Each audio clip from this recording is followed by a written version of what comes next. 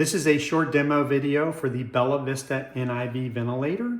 So we first want to power the device on. Over on the left side of the device is the main power button. We're just going to depress this power button, and you'll see this is your O2 outlet also to connect to oxygen.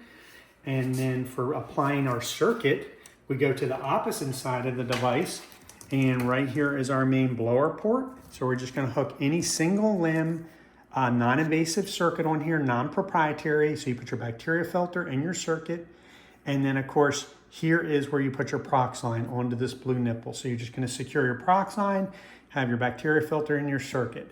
Now we return to the front of the device. There's a 13-inch touchscreen display. So we're going to start from over here. We can choose last patient or new patient. We're going to choose new patient. When we do that, it defaults to adult. We can choose pediatric if we want. This is for ideal body weight, where you can put in an ideal body weight and it gives you 8 mLs per kilo. Not necessarily something we're going to use in non-invasive ventilation, but it's there if you want to use it. Here's your 3 modes, and of course it defaults to non-invasive, and here's high flow. This is your circuit choice. It defaults to single limb, and that's where we're going to keep it. This is for doing a circuit test. You would need to do this every time you put a new circuit on the device. And then over here are your settings. To set up your patient, you're just going to hit this little play button, and then all your settings come up. And then the very first one is your mode. And for mode, we have several choices here, but ST, CPAP, and ST target are mainly what we're going to use. ST target is like AVAPs. In other words, you set a target tidal volume, and then you have a minimal IPAP, a max IPAP, and it goes in between those two, that variable IPAP, to maintain your tidal volume. So we're going to go ahead and choose just traditional spontaneous time, hit apply, and now we're going to put in our settings. We have IPAP. So you can either plus or minus buttons, or you can drag them. Okay, we're going to set the IPAP to 12 and hit apply. We're going to set our EPAP to 6 and hit apply. I time 1.5 to 0.9, 1.0 is about, most people leave that. It only applies to backup breaths in ST mode, but we'll just go ahead and leave that 1.5. Flow trigger, this button here, this is your inspiratory sensitive. How sensitive is the device when the patient takes a breath in, for them to get a breath and for it to sense their breath? Most patients are going to be 1.5 to 2 liters per minute. So we're just go ahead and put this at 1.5 liters per minute, hit apply.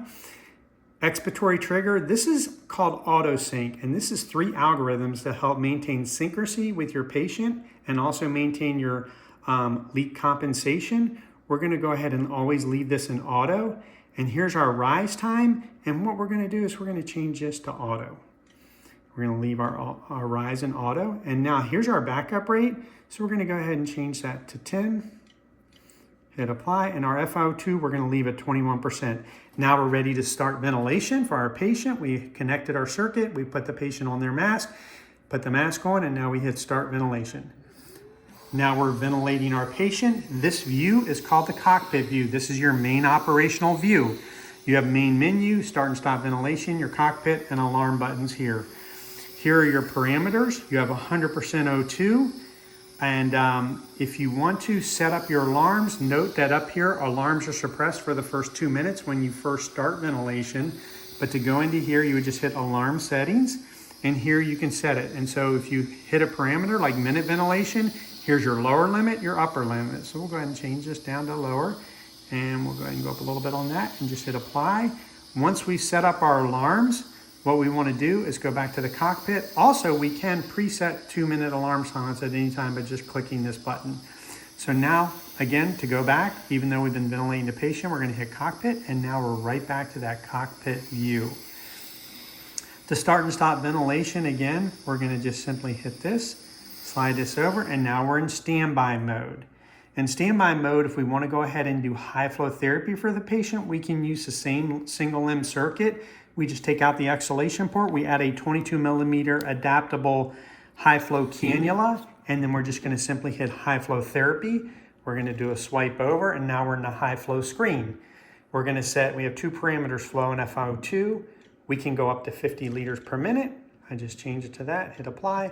FiO2, I'm taking it down to 21, hit apply. Now I just hit start high flow therapy. And now it's that easy, we're in high flow therapy.